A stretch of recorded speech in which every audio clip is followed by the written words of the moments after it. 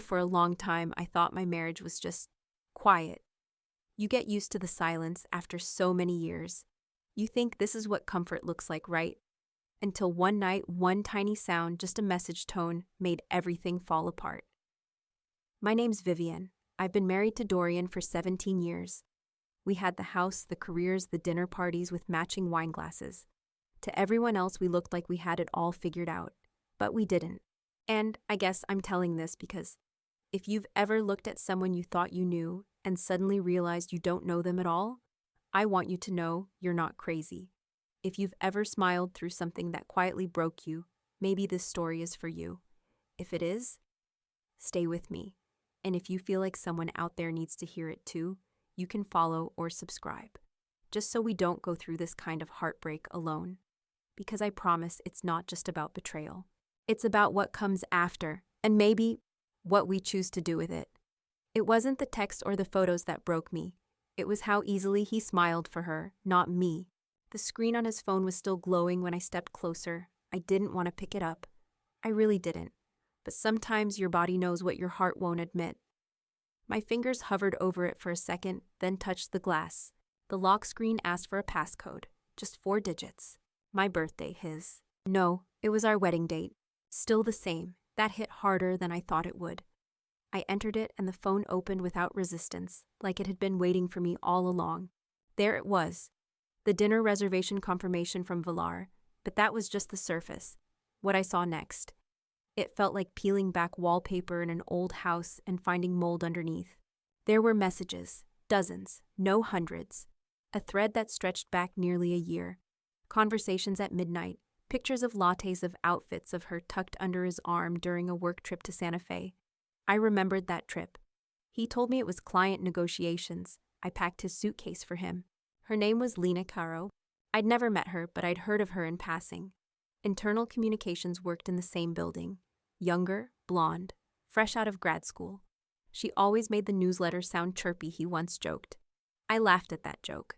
Now I was staring at a photo of her and Dorian in a hotel bed, smiling like they were teenagers at prom.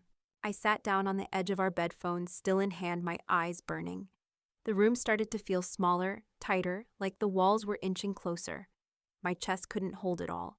I wasn't sure if I wanted to scream or throw up. From the bathroom, I heard the water shut off. Then his voice. "Have you seen my blue tie?" I froze. My knuckles clenched around the phone. The one he wore to conferences. The one I got him last Christmas. "Second drawer," I said. My voice didn't sound like mine. It was flat, cold, but steady. He came out shirt half buttoned, humming softly. Gave me a quick kiss on the head before heading to his closet. As if nothing had changed. That night I couldn't sleep. I lay in bed beside him, facing the wall, listening to the rhythm of his breathing. Even that annoyed me. How calmly he slept. How peaceful he looked. While I stared into the dark, wide-awake heart pounding like a metronome gone mad. I used to think distance in marriage was normal. That maybe people just drift. That maybe I wasn't trying hard enough to keep us close. But no, I wasn't imagining it. I wasn't crazy. The distance wasn't a drift. It was a decision, made by him. Every day, every message, every lie. And the worst part wasn't even the cheating. It was that he looked so alive in those pictures. So happy. I hadn't seen that smile in years.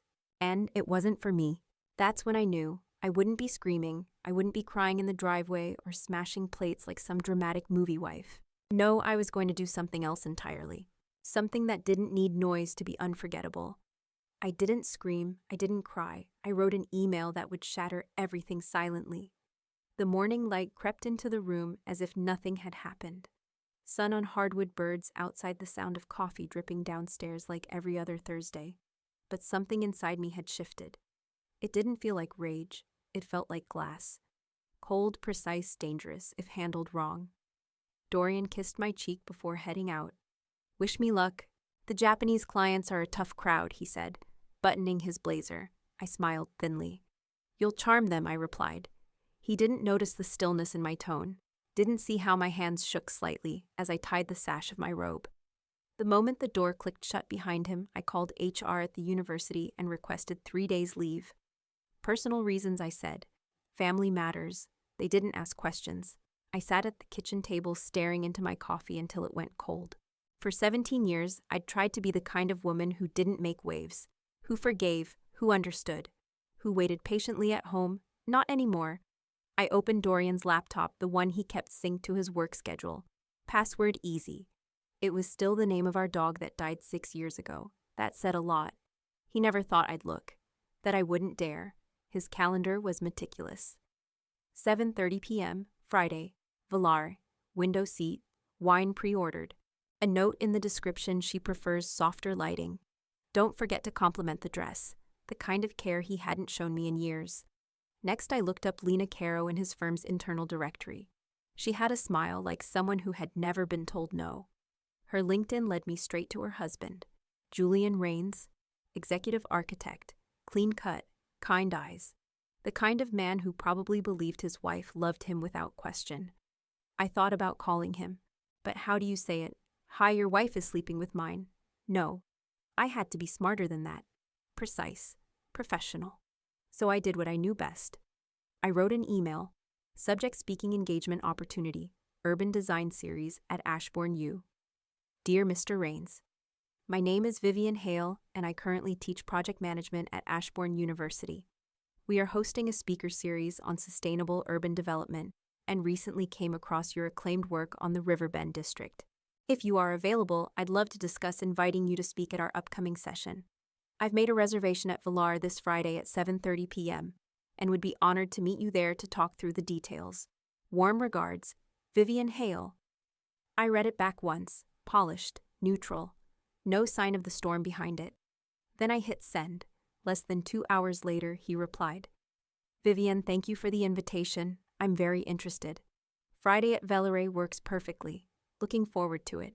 Best, Julian Rains. I stared at those words for a long time.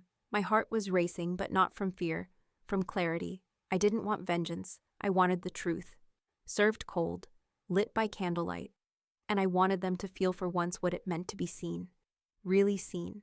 Not as the center of someone's secret fantasy, but as the moment when the curtain finally falls. If he wanted romance under candlelight, he could have it with his mistress and her husband beside them. The next morning, I called Velleray. The woman on the line had a polished voice, warm but crisp, like she'd been trained to make luxury feel casual. Good morning, thank you for calling Velleray. How may I assist you? I cleared my throat, steadying my voice. I'd like to book a table for 2 this Friday evening, around 7:30 if possible. She paused for a second. Let me check. Yes, we have a few available. Do you have a seating preference? Near the window, I said. And if there's anything close to a reservation under Dorian Vale or Lena Caro, I'd prefer to be seated nearby. We're, potential business partners. A lie dressed just professionally enough to pass inspection. Of course, ma'am, she said. I'll seat you accordingly. Any wine or menu preferences? Just a good view, I replied with a small smile, though she couldn't see it. I hung up and stared out the kitchen window. The maple tree in our yard was still bare from winter, its limbs thin and tired. But sunlight had started breaking through the clouds, the first warmth in weeks. I stood up and walked to our bedroom closet. I knew exactly what I would wear. A teal silk dress. It flowed like water, clung in the right places. Dorian once told me it was too loud for dinner, that I looked distracting in it. Perfect. I found the box of champagne-colored heels I'd bought on impulse and never worn, unwrapped them from their soft tissue paper. For years I'd dressed for his taste, his comfort, his mood. Not tonight. I dropped the dress off for a quick steam press and made an appointment at a salon for Friday afternoon. Nothing dramatic, just a soft bun, subtle makeup. I didn't want to look different. I wanted to look like myself. The version of me he hadn't seen in a long time. All day Thursday I moved quietly, taught my class, answered emails, ate lunch at my desk. From the outside, nothing had changed. But inside I was rehearsing, not what I would say, but what I wouldn't. No accusations, no yelling, no tears. Just a table, 2 couples, 2 truths laid bare under low light and imported wine. Friday came quickly, at 6:00 p.m. I lit a sandalwood candle in the bathroom and took the longest shower I'd had in months. Steam curled around the mirror as I toweled off the soft cotton catching on my skin. My reflection stared back at me, calm, almost too calm. Like a woman walking into a fire not to be burned, but to prove she could stand the heat. By 6:45, I was dressed. I slipped the heels on and stood taller than usual, grabbed a small black clutch and tucked a single hotel room key inside. Room 815 Halcyon Court. Booked under my name, not a place to run to, but a place to end the night on my terms. I left before Dorian got home. At 7:10 p.m., I pulled up to Villar. The valet opened my door with a soft, "Good evening, ma'am." The building shimmered with glass and gold. Inside, violins played quietly over hushed conversation and polished silver. And somewhere among the shadows of candlelight and lies, I was about to reclaim the silence he thought I would never break. When our eyes met across the restaurant, he knew I had finally become someone he could no longer fool. I arrived at Villar 20 minutes early. The hostess greeted me with a knowing smile, her clipboard in hand. "Reservation for Ms. Hale." "Yes," I said. "This way." The table was perfect, a small round one near the tall windows that looked out onto the snow-dusted courtyard. And just to my right, 2 tables down, the one I had asked for. Dorian's, with the white rose centerpiece, the soft lighting, the quiet hum of anticipation in the air. I sat down and ordered a martini. My hands were steady, but my chest was tight, like I was holding my breath without meaning to. The clink of ice in the glass felt louder than it should have. I smoothed the napkin in my lap and adjusted the cuff of my silk sleeve. Then I heard it. Vivienne Hale. I turned. Julian Rains stood behind me, polite, tall, and dressed in a charcoal button-down, with the kind of posture that said he was used to walking into serious rooms. His eyes were a little tired, maybe from work, or maybe from the weight of what he didn't yet know. "Julian." "I'm really glad you came," I said, rising to shake his hand. "Thank you for inviting me." "The topic you mentioned caught my attention," he said, as he took the seat across from me. We started with small talk, urban design, the university riverbend's architecture. I nodded, asked questions, but part of me kept glancing toward the entrance. And at 7:28, they walked in. Dorian looked polished, crisp. Gray blazer, dark slacks. The one I bought him for his last promotion. His hair slicked back the way he only did when he wanted to impress. He held Lena's hand. She wore a red dress I'd never seen before. Tight, confident, the kind of dress that said she wasn't used to being questioned. They laughed as the hostess led them to their table. When Dorian pulled out her chair, he leaned in close, whispering something that made her smile, like they were starring in their own private movie, separate from the rest of the world. Julian was talking about zoning reform. I nodded again, but I was barely hearing him. Then it happened. Dorian looked up and saw me. His body stiffened. His wine glass tilted just slightly before the waiter caught it. His lips parted as if to speak, but nothing came out. Lena followed his gaze and froze. I didn't wait. I stood up, gently touched Julian's forearm. "Excuse me for a moment."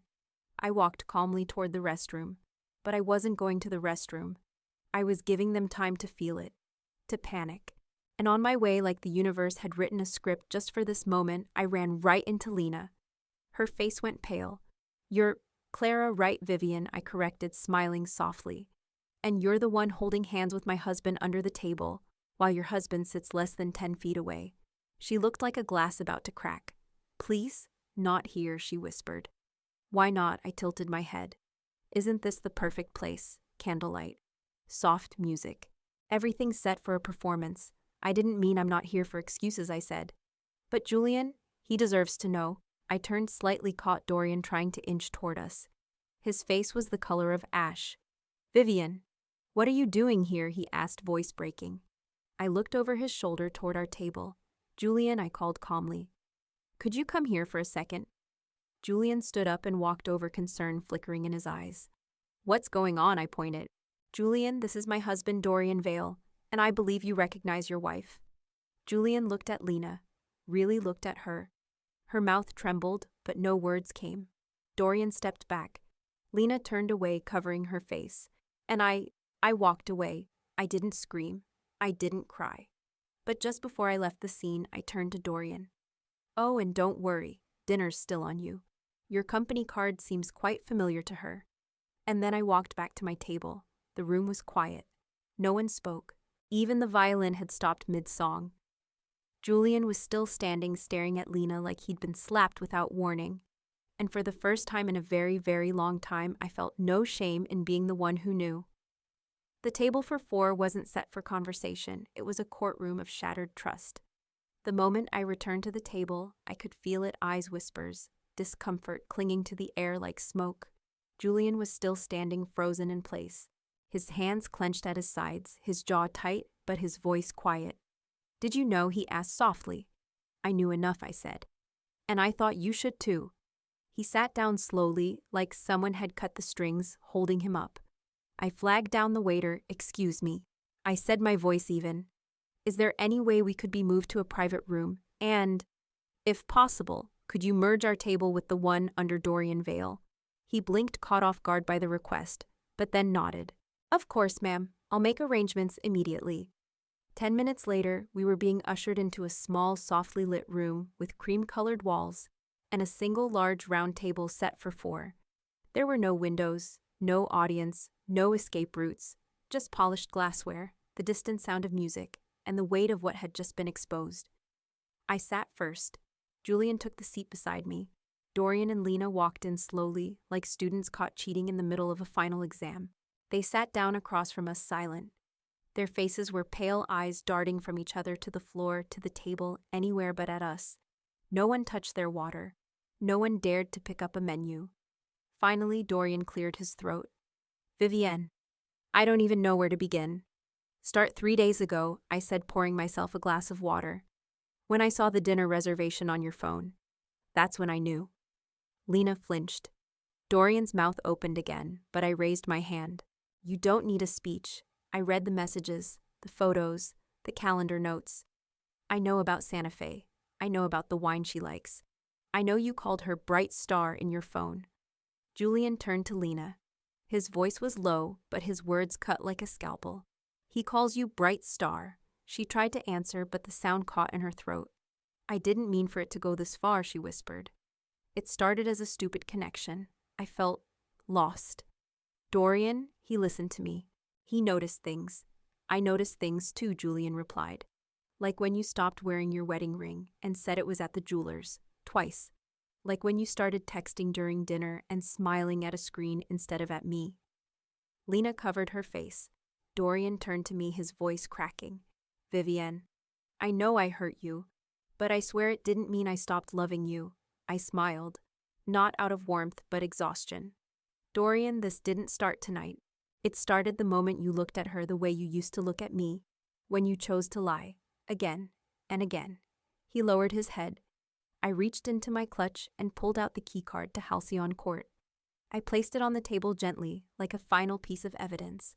"I've booked a room for myself tonight. I'll be staying there. You're welcome to return to the house or not. But by Monday, I need you gone." Panic flared in his eyes. "Vivienne, please don't do this. I'll fix it. I'll end things with Lena. We can go to counseling. I'll do anything." "You can't fix a house that's rotten at the foundation," I said.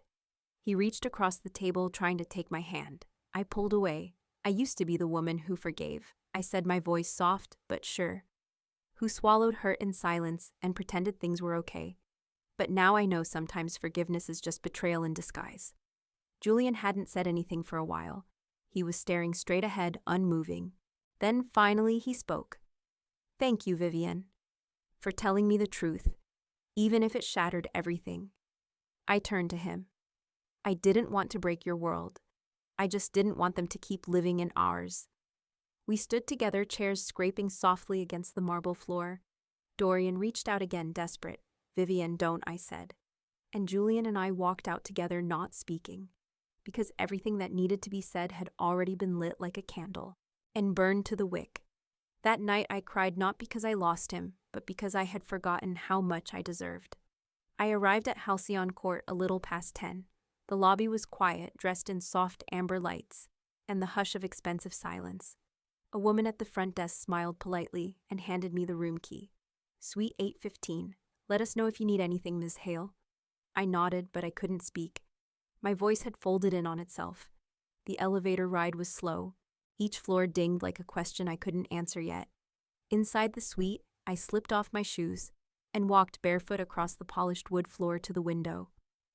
Downtown Ashbourne sparkled outside streetlights, glowing traffic rolling by like nothing had happened, as if the world hadn't cracked open a few hours earlier. I didn't undress. I just sat on the edge of the bed staring out the city reflecting in the glass, like a second life I couldn't reach. Then the tears came, not soft or graceful like in the movies. They came in waves, sharp, raw, unstoppable. A cry that had lived in my bones for years, waiting for permission. I cried for every night I waited by the door, for every kiss that felt empty, for the flowers that showed up only after arguments, for the 1,000 little ways I had slowly disappeared in my own life, all while calling it love. I cried because I had trusted someone with everything, and he gave the best of himself to someone else without even flinching. I don't know how long I sat there curled up with a hotel pillow pressed to my chest. But when the knock came, I flinched. Soft, hesitant. Like the person on the other side didn't want to be there but had nowhere else to go. I walked over quietly and looked through the peephole. It was Julian. I opened the door a crack. He stood there in his coat shoulders, hunched slightly. His hair was wind-tossed, his face tight, with something between exhaustion and disbelief. "I'm sorry," he said. "I didn't know where else to go." I opened the door wider. "Come in." We didn't speak for a while. We just sat, two strangers in matching grief. Two people who had been handed the same script and told to pretend like they hadn't seen the ending coming. "I still don't know how you sat through that dinner," Julian finally said. Like nothing was happening. I gave a quiet laugh. Not because it was funny, but because it felt too absurd to explain. I didn't sit still, I told him. I just waited. Because some truths lose their weight if you let someone else say them for you. He nodded, staring out the window now. "She was the first person who believed in my wild ideas," he said after a pause. I thought that meant something. "I know what you mean," I replied. "Dorian slipped the wedding ring on my finger in the rain and told me we'd never lose our way. I believed him too." The silence after that wasn't empty, it was shared. "I'm going to file for divorce," I said. My voice felt hollow but steady. Julian didn't flinch. "I don't think I can live with someone who lies that easily either." We sat in the armchairs by the window side by side, watching the city like survivors of a storm that hadn't made the news. "You're stronger than I thought," he said quietly. I shook my head. "No, I just stopped pretending."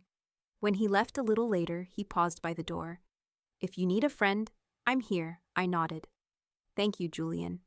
Tonight I think you understood me better than my husband did in 17 years. And when the door closed behind him, I felt something shift. Not a healing, not yet, but something lighter, like I had finally set down the weight of being the one who always held it all together. From coffee chats to shared silence, we became something quiet and honest survivors who chose peace. Spring came early the following year. I noticed it one Saturday morning when soft sunlight spilled across the dark wooden floors of my new apartment, warm, golden, gentle. The kind of light that didn't demand attention, but simply arrived soft and certain. I was standing barefoot in the kitchen, waiting for the kettle to boil when my phone rang. "Julian, coffee at Mocha Lily," he asked just like he always did. I glanced at the clock. 9:12 a.m. "Give me 15 minutes, I replied, smiling. Mocha Lily had become our quiet tradition. It started as weekly check-ins, two people trying to figure out how to breathe again. But over time it changed. We didn't talk about Dorian or Lena much anymore. We talked about books, his architecture students, my new photography class, the way city sidewalks looked different after it rained. That morning he was already seated when I arrived. Notebook open, 2 lattes on the table. "I guessed right, didn't I?" He smiled, sliding mine toward me. "You always do," I said, taking a sip. "Lucas got my coffee order wrong for 17 years. We both laughed. But it wasn't the brittle laugh of the broken. It was easier now. Lighter. We didn't ask each other if we were over it. We knew the pain hadn't vanished. It had just stopped being the center of the room. "How have you been?" I asked. "Officially finalized the divorce last week," Julian said, nodding like he needed to say it aloud to believe it. She left a short note. Just said, "I'm sorry for making you lose faith in love." I looked at him. "And did you?"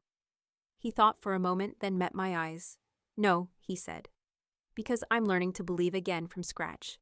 But this time, not in promises. In actions. Quiet ones." His words stayed with me long after we finished our coffee. Over the next few months, we kept building. not a relationship with labels or plans, just something real. He came to every seminar I hosted, sometimes as a speaker, sometimes just sitting in the back scribbling notes and smiling when our eyes met. He never pushed, never asked for more than I was ready to give. And slowly, I found myself offering more anyway. One Friday after a long session at the university, I invited him to my place. It was small but full of light and potted plants I hadn't managed to kill yet. We ate pizza on the balcony, wrapped in a knit blanket, watching Ashburn shimmer in the distance. "Do you think we're changing?" I asked, staring at the skyline. "No," he said. "I think we're returning to who we really are." I didn't respond right away. His words settled into something deep. That night, I looked at him not like someone trying to fix me or be fixed, just someone who'd sat beside me in the fire and didn't walk away. One summer evening, after an outdoor jazz concert by the river, we strolled in silence for a while. Then Julian stopped, looked at me seriously. "Vivienne, I'm not in a rush. I don't want to push. But if one day you want to try again, not marriage, not promises, just something honest, something slow, I'm ready." I looked at him. "I'm not ready to love the old way," I said. "But if it's the way you described, then maybe I've already started, without even realizing it." He didn't say anything after that. He just reached for my hand, and in that quiet between the rustle of leaves and the murmur of water nearby, I realized something. This wasn't a rebound. This was two people choosing to rebuild, not from scratch, but from the pieces that hadn't broken. I once cried for the love I lost, now I walk away with the self I reclaimed. A year after everything fell apart, I received an invitation that stopped me for a moment. Professor Martha Benson's retirement celebration, held at the Marston Grand Ashburn's most elegant old hotel. She was my PhD advisor, a woman of intellect, grace, and relentless kindness. I owed her too much not to go. I arrived early in a navy blue dress with clean lines and quiet confidence. My mother's pearl earrings dangled just enough to catch the light. In my hands was a neatly wrapped gift, a rare book I knew Professor Benson had long admired. The ballroom was all gold light and laughter. Conversations floated through the air like soft jazz. I greeted former colleagues and fellow lecturers with warm smiles, but part of me stayed alert. Not nervous, just aware. And then I saw him, Dorian Vale, near the wine table, thinner than I remembered, a touch of gray now at his temples. Still polished, still standing tall, but without the arrogance that used to arrive 10 steps ahead of him. When he turned and spotted me, his body paused just slightly. He approached. "Vivienne," he said. His voice was rougher than I remembered. "I didn't think you'd come." I kept my tone neutral. "I didn't think I'd see you here either." He gave a faint smile. "Professor Benson's the only one still speaking to me after everything." I nodded. She always saw the best in people. He looked at me for a long moment, not pleading, not performing, just standing in the space between memory and regret. "I owe you an apology," he said finally. "A real one. Not because you need to hear it, but because I need to say it." I said nothing. I didn't need to. After it all blew up, he continued. "I thought I could still hold on to Lena. But it unraveled faster than anything I destroyed with you. I lost more than just my job or reputation. I lost my sense of who I was." I met his eyes. There was no bitterness left. Only the strange quiet that comes when you've already closed the door from the inside. "I hope you find peace," I said softly. He looked at me, then asked, "Are you okay?" "Yes," I answered without hesitation. "I'm rebuilding life on my terms, and I'm not alone." Just then Julian entered the ballroom. He wore a charcoal shirt and a quiet smile, the kind that didn't need to announce itself to be known. Dorian followed my gaze and nodded slowly. "He's a good man," he said. "You deserve a fresh start." I placed my hand gently over my heart, once shattered, now whole. "Thank you," I said sincerely. "And so do you. Just start again when you're ready not to hurt anyone else." He stepped back, giving space like a man who finally understood what boundaries meant. That night, Julian and I sat together at the celebration. We took photos, toasted with colleagues, even danced once beneath the golden chandeliers. No one knew the whole story, and for the first time, that didn't matter. As we stepped out into the night, I looked up at the stars. The sky was clear, wide, and dark, and full of quiet promise. You know, I said softly, there was a time I thought betrayal was the end. Julian gently squeezed my hand. And now I think it was just a pause, so I could turn toward something better. We didn't rush. We didn't need to. Because the past had been closed with honesty. The present was grounded in trust, and the future it was unfolding one honest step at a time. Have you ever reached that moment where silence hurts more than the truth? Vivienne didn't choose drama. She didn't seek revenge. She chose clarity, dignity, and the quiet kind of strength that doesn't need to shout to be unforgettable. 17 years of marriage ended not with a scream, but with a woman standing tall looking betrayal in the eye, and walking away without looking back. She didn't destroy Dorian. She just stopped protecting the lie he built. And in doing so, she found something far more powerful than closure. She found herself. If this story stayed with you, if it made you feel something real, I'd love to hear your thoughts. Was Vivienne too strong, or was she exactly the kind of woman more of us need to become? Leave a comment below. Tell me, what would you have done in her place? And if you believe in stories that heal, that empower, that remind us we're not alone, make sure to subscribe to the channel. There's always another story. And maybe, just maybe, one day it'll be yours. Thank you for listening.